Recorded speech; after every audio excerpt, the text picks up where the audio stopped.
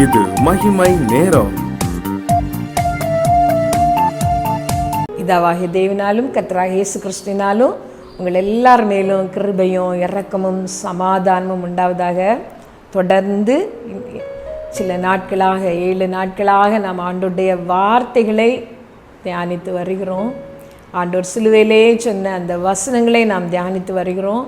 நீங்களும் ஆண்டோருடைய சமூகத்தில் போய் ஆண்டோருடைய அந்த சிலுவை வார்த்தைகளை மும்மணி நேர தியானமாக நீங்களும் அதை தியானித்திருப்பீர்கள்.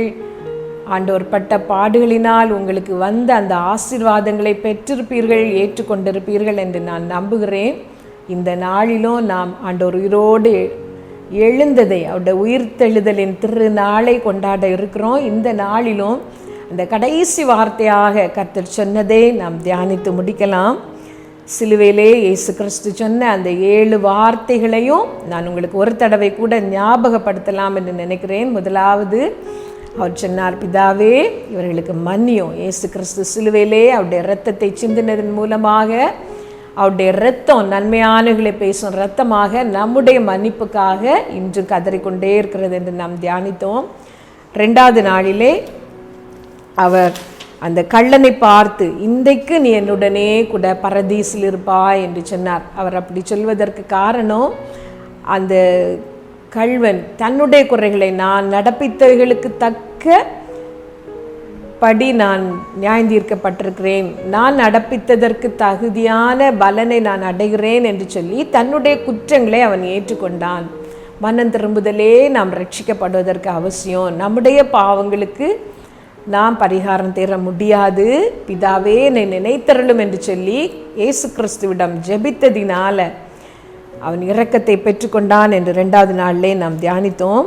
3வது வார்த்தையாக, ஸ்ரீயே அதோ உன் மகன். அதே போல் அந்த சீஷனை பார்த்து அதோ உன் தாய் என்று சொல்லி ஆண்டவர் 2 பேருக்கு இடையிலே ஒரு உறவை ஏற்படுத்தினதை நாம் தியானித்தோம். கர்த்தர் உங்களுக்கு தந்திருக்கிற அருமையான உறவுகளுக்காக நீங்கள் நன்றி சொல்லி, ஆண்டவர் உங்களுக்கு தந்திருக்கிற பெற்றோருக்கு தேவையான காரியங்களை நீங்கள் செய்யுங்கள் என்று சொல்லி நாம் தியானித்தோம். 3வது நாளிலே நான் விசுவாசிக்கிறேன் நீங்கள் எல்லாரும் கட்டாயம் அந்த செய்தியை கேட்ட நீங்கள் எல்லாரும் உங்கள் அம்மாவிடமும் அப்பாவிடமும் ஒரு வார்த்தையாவது இந்த நாளுக்குள்ளால் நீங்கள் பேசியிருப்பீர்கள், அன்பாக பேசியிருப்பீர்கள், மனம் பொருந்தியிருப்பீர்கள். உங்கள் பெற்றோர் கஷ்டப்படுகிறார்கள், ஆனால் அவர்களுக்கு பண உதவி செய்திருப்பீர்கள் என்று சொல்லி நான் நிச்சயமாக நம்புகிறேன். 4வது நாளிலே என் தேவனே ஏன் என்னை கைவிட்டீர் என்று நாம் தியானித்தோம். கைவிடப்படுகிறவர்களுக்கு எல்லாம் அவர் உதவி செய்கிறவர். அவர் ஒருபோதும் நம்மை தனித்து விடுகிற தேவன் அல்ல, நம்மோடு கூட இருக்கிற தேவன். கைவிடப்பட்ட நிலையிலே உங்களுக்கு அவர் உதவி செய்கிறார் என்று நாம் தியானித்தோம்.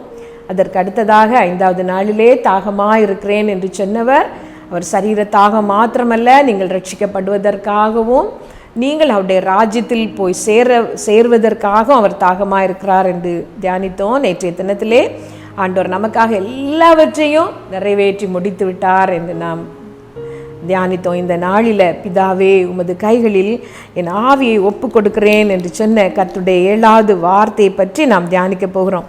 அது லூக்கா 23ஆம் அதிகாரம் 46வது வசனத்திலே நாம் பார்க்கிறோம். இயேசு, பிதாவே உம்முடைய கைகளில் என் ஆவியை ஒப்புவிக்கிறேன் என்று மகா சத்தமாய் கூப்பிட்டு சொன்னார். இப்படி சொல்லி ஜீவனை விட்டார். பிதாவே உமது கைகளில் என் ஆவியை ஒப்புவிக்கிறேன் என்று மகா சத்தமாய் சொல்லி இயேசு ஜீவனை விட்டார் என்று நாம் பார்க்கிறோம். கடைசியாக இயேசு கிறிஸ்து இந்த உலகத்திலே சொல்லி போன கடைசி வார்த்தை, மாம்ச சரீரத்திலே அவர் இருந்த பொழுது சொல்லி போன கடைசி வார்த்தை, உமது கைகளில் என் ஆவியை ஒப்புவிக்கிறேன். இயேசு கிறிஸ்துவை பற்றி எபிரேயர் 10ஆம் அதிகாரத்திலே சொல்லப்படும் பொழுது சொல்லியிருக்கிறது, அவர் பிதாவிடம் சொன்னாராம், உம்முடைய சித்தத்தின்படி செய்ய நான் இதோ வருகிறேன், எனக்கு ஒரு சரீரத்தை ஆயத்தப்படுத்தினீர் என்று சொல்லி. எபிரேயர் 10ஆம் அதிகாரம் 5-7 வசனங்களில் நாம் அதை பார்க்கிறோம். பிதா இயேசு கிறிஸ்துவுக்கு ஒரு சரீரத்தை ஆயத்தப்படுத்தினார். எதற்காக என்றால், பிதாவின் சித்தத்தை இயேசு கிறிஸ்து இந்த உலகத்தில் நிறைவேற்றுவதற்காக. அதற்காக அவருக்கு ஒரு சரீரத்தை ஆயத்தப்படுத்தி தம்முடைய ஜீவனையே அவருக்கு கொடுத்து, பிதா தன்னுடைய ஒரே பேரான குமாரனை இந்த பூமியிலே அனுப்பினார். இயேசு கிறிஸ்து மனிதனாக வாழ்ந்தார், தெய்வமாக தன்னை நிரூபித்தார். அநேக அற்புத அடையாளங்களை செய்தார். இப்பொழுது அவர் பிதாவிடம் போகும்படியான அவருடைய வேலை வந்திருக்கிறது. மாம்ச சரீரத்திலே அவர் இருக்கிற கடைசி நொடி பொழுது இதுதான். இந்த பொழுதிலே அவர் சொன்ன வார்த்தை வேதத்தில் பிரசங்கியில் நாம் ஒரு வசனத்தை வாசிக்கிறோம். ஆவியை விடாதிருக்கிறதற்கு ஆவியின் மேல் மனுஷனுக்கு அதிகாரம் இல்லை என்று சொல்லி, மரண நாளின் மேலும் மனுஷனுக்கு அதிகாரம் கிடையாது, அந்த போருக்கு அவன் நீங்கி போவதும் இல்லை என்று பிரசங்கி 8:8 நாம் படிக்கிறோம். மாம்ச சரீரத்தில் பிறந்த எல்லாருக்கும் உள்ள ஒரு கட்டளை என்னவென்றால், இந்த ஆவியை நாம் பிடித்து கொண்டிருக்கவே முடியாது. என்ன வெண்டிலேட்டர் இருந்தாலும், என்ன பெரிய எக்யூப்மெண்ட்ஸ் விஞ்ஞானம் கண்டுபிடித்து விட்டோம் என்று சொன்னாலும் இந்த ஆவியை பிடித்து வைக்க முடியாது. கர்த்தர் அதை கூப்பிடும் பொழுது அது போய்த்தான் ஆக வேண்டும். ஆவியை விடாதிருக்கிறதற்கு மனுஷனுக்கு அதிகாரம் கிடையாது. ஆனால் இயேசு கிறிஸ்து இங்கே சொல்லுகிறார், உம்முடைய கரத்திலே நான் என்னுடைய ஆவியை ஒப்புவிக்கிறேன் என்று சொல்லி. நான் ஒரு சில வசனங்கள் வேதத்திலிருந்து உங்களுக்கு வாசித்து காட்டுகிறேன். யோவான் 10ஆம் அதிகாரம், இயேசு கிறிஸ்து தன்னை நல்ல மேய்ப்பனாக சொன்ன அந்த அதிகாரத்திலே அவர் ஒரு அழகான விளக்கத்தை அவர் தருகிறார் பாருங்கள். நான் என் ஜீவனை மறுபடியும் அடைந்து கொள்ளும்படிக்கு அதை கொடுக்கிறபடினால் பிதா என்னில் அன்பா இருக்கிறார். ஒருவனும் அதை என்னிடத்திலிருந்து எடுத்துக்கொள்ள மாட்டான். நானே அதை கொடுக்கிறேன். அதை கொடுக்கவும் எனக்கு அதிகாரம் உண்டு. அதை மறுபடியும் எடுத்துக்கொள்ளவும் எனக்கு அதிகாரம் உண்டு. இந்த கட்டளையை என் பிதாவினிடத்தில் பெற்றுக்கொண்டேன் என்று. பிதா இயேசு கிறிஸ்துவை ஒரு இரட்சகராக இந்த பூமிக்கு அனுப்பின பொழுது இயேசு கிறிஸ்துவுக்கு ஒரு அதிகாரத்தை கொடுத்து அனுப்பினார். அது என்ன அதிகாரம் என்றால், யாரும் அவருடைய ஜீவனை எடுக்க முடியாது. இயேசு கிறிஸ்துவாகத்தான் அதை கொடுக்க முடியும். அவர் சொன்னார், அதை கொடுக்கவும் எனக்கு அதிகாரம் உண்டு, அதை மறுபடியும் எடுத்துக்கொள்ளவும் எனக்கு அதிகாரம் உண்டு. அதை நான் மனுஷருக்காக, என் ஆடுகளுக்காக, ஆடுகளை பற்றி அவர் சொல்லுகிற இடத்துல அதை சொல்லுகிறார், ஆடுகளுக்காக என் ஜீவனையும் கொடுக்கிறேன். இந்த தொழுவத்தில் உள்ளவைகள் அல்லாத ஆடுகளை எனக்கு உண்டு, அது எல்லாவற்றையும் நான் ஒரே மந்தையாக சேர்க்க வேண்டும். அதற்காக என் ஜீவனை கொடுக்கிறேன். அதை ஜீவனை கொடுக்கவும் எனக்கு தான் அதிகாரம் உண்டு, அதை மறுபடியும் எடுத்துக்கொள்ளவும் எனக்கு தான் அதிகாரம் உண்டு. அதை பிதா என்னுடைய கரத்திலே ஒப்பு கொடுத்தார் என்று சொல்லி. அப்போது இயேசு கிறிஸ்து அந்த ஆடுகளுக்காக தன்னுடைய ஜீவனை கொடுக்கிற அந்த நேரத்திலே அவர் தன்னுடைய எல்லா பணியை நிறைவேற்றி முடித்த பொழுது, இப்பொழுது பிதா அந்த ஜீவனை அவருடைய கரத்திலே ஒப்பு கொடுக்க வேண்டும். அந்த அதிகாரம் பிதாவே அவருக்கு கொடுத்ததாகவே தான் இயேசு கிறிஸ்து சொன்னார், பிதா எனக்கு தந்த அதிகாரத்தின்படி நானே தான் அதை கொடுக்க முடியும், நான் அதை கொடுக்கிறேன் பிதாவின் கையில் என்று சொல்லி பிதாவின் கையில் அவரை ஒப்பு கொடுத்தார். நம்முடைய காரியங்களிலும் கூட அப்படிதான்.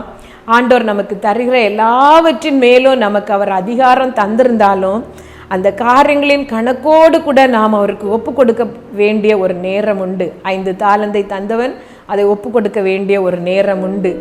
ஆண்டவர் நமக்கு தந்திருக்கிற இந்த உலக சந்தோஷங்கள், இந்த உலக இன்பம், இந்த உலக ஆசீர்வாதங்கள் எல்லாம் நாம் அனுபவிக்க அவர் தந்தாலும் திரும்ப நாம் அதன் கணக்கோடு அவரிடம் ஒப்பு கொடுக்க வேண்டிய ஒரு நேரம் இருக்கிறது. அந்த நேரத்திலே இயேசு செய்தது போல நாம் உண்மையும் உத்தமம் உள்ளவர்களாக இந்த வாழ்ந்து அதை ஒப்பு கொடுக்கும் பொழுது அவர் நம்மை பார்த்து, வாருங்கள் என் பிதாவினால் ஆசீர்வதிக்கப்பட்டவர்களே, உங்களுக்காக ஆயத்தம் பண்ணப்பட்ட அந்த ராஜ்யத்திலே பிரவேசிங்கள் என்று அழைப்பார். இதோடு கூட நாம் இந்த செய்தியின் தொடரை முடிக்கிறோம். ஒரு நிமிஷம் எல்லாரும் கண்களை மூடி ஆண்டவருக்கு நன்றி சொல்வீர்களா? முடிந்தால் உங்கள் வாய்களை திறந்து கர்த்தர் இந்த எல்லா நாட்களிலும், அந்த 7 நாட்களிலும் உங்களோடு இடைப்பட்டதற்காக ஆண்டவருக்கு நன்றி சொல்லுங்கள்.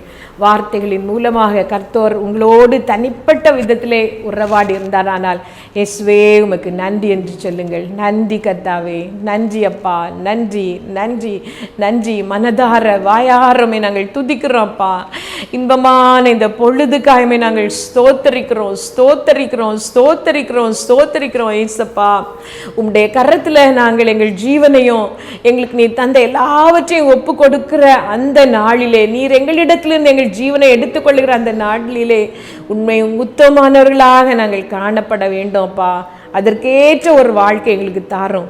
எங்கள் எல்லாரையும் உம்முடைய கரத்தில் தருகிறோம். இந்த மகிமையின் சீவே உம்முடைய கரத்தில் தந்து ஜெபிக்கிறோம். அதை ஆசீர்வதியோம்ப்பா. அநேக ஆயிரங்களுக்கு அது பிரயோஜனமாக இருக்கட்டும். அநேகர் இதனால் பிரயோஜனப்படட்டும். இதனால் உம்முடைய நாமம் மகிமைப்படட்டும். அதை நடத்துகிறவர்களுடைய எல்லா தேவைகளையும் நீர் சந்தியும், அவர்களை ஆசீர்வதியும். உம்முடைய கிருபை அவர்கள் மேல் இறங்குவதற்காய் நன்றி. அவர்களை நீர் ஆசீர்வதிப்பதற்காய் நன்றி. இயேசு கிறிஸ்து நாமத்தில் ஜெபிக்கிறோம். எல்லா மகிமையும் உமக்கு செலுத்துகிறோம். நீர் ஒருவரே துதிக்கும் ஸ்தோத்திரத்துக்கும் பாத்திரர். உமக்கே அதை செலுத்துகிறோம். எல்லா மகிமையும் உமக்கு செலுத்துகிறோம். இயேசு நாமத்தில் கேட்கிறோம் ஜீவனுள்ள எங்கள் நல்ல பிதாவே, ஆமேன்.